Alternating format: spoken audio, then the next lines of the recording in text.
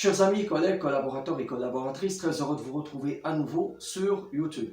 Après avoir abordé les compétences d'études, study skills, et les compétences de vie, life skills, en tant que deux branches dérivées des compétences transactionnelles, soft skills, place maintenant à une nouvelle branche de cette grande famille, à savoir les civic skills. Si on veut traduire littéralement cet anglicisme, en consultant un dictionnaire bilingue comme le Larousse, on trouvera compétences civiques.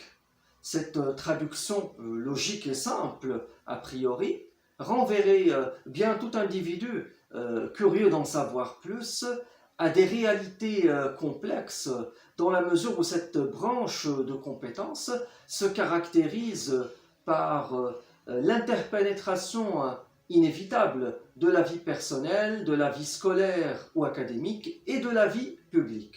D'où la difficulté à la cerner, à l'investir dans les pratiques quotidiennes. C'est pourquoi je vous en propose un aperçu centré sur cette difficulté, mais aussi sa manifestation à la lumière de ma modeste expérience.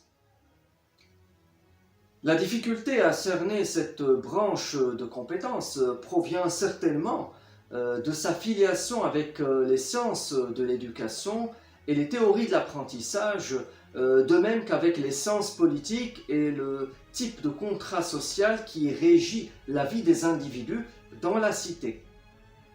À cet effet, la cité pourrait se définir comme la réalisation permanente de l'instinct grégaire relatif à la vie en groupe qui anime l'être humain.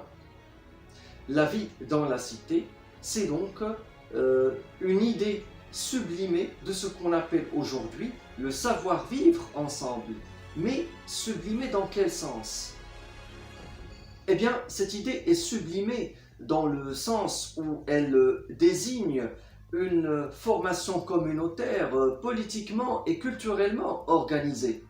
Ainsi, les compétences civiques ont la particularité de doubler l'identité personnelle d'une identité politique et d'une identité culturelle.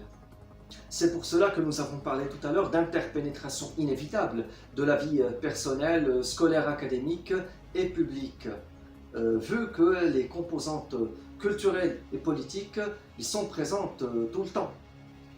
Alors les manifestations des compétences civiques sont tellement courantes qu'elles donnent plus l'impression d'un ça va de soi plutôt que d'un éclat d'intelligence émotionnelle et collective. Prenons l'exemple de la politesse. Tout le monde sait et peut dire salut, bonjour, merci. C'est quasiment spontané.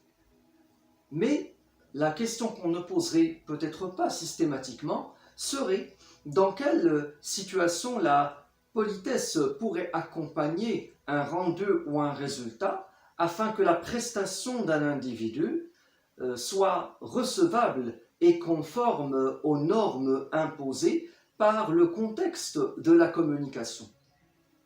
À l'école, à l'université ou dans un établissement professionnel quelconque, la politesse est véhiculée dans un savoir-être relatif aux normes de la bienséance. Or, s'y présenter en pyjama, en chemise hawaïenne, en short et sandales de plage, en plus d'une physionomie mal entretenue, cela indiquerait un manque de civisme qui équivaudrait dans la vie active à un manque de courtoisie professionnelle. C'est politiquement incorrect. Il existe plusieurs exemples de compétences civiques, je suis sûr que vous les identifierez dans votre propre vie quotidienne.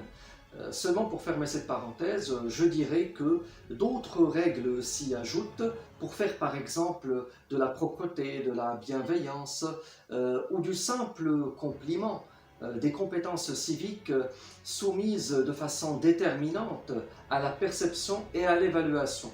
D'où d'ailleurs l'importance des compétences transactionnelles dites soft skills au même titre que les compétences dures dites hard skills. J'espère que vous voyez maintenant la subtile difficulté à pouvoir cerner cette branche de compétences qui mérite plus d'une capsule pour être explicitée. N'hésitez pas vous aussi à vous exprimer sur ce sujet. Il me fera plaisir de recevoir vos commentaires à ce propos. À nouveau, je vous souhaite une excellente rentrée universitaire et vous donne rendez-vous prochainement pour réfléchir ensemble sur d'autres types de compétences appelées communément Professional Skills. D'ici là, portez-vous bien, à la prochaine.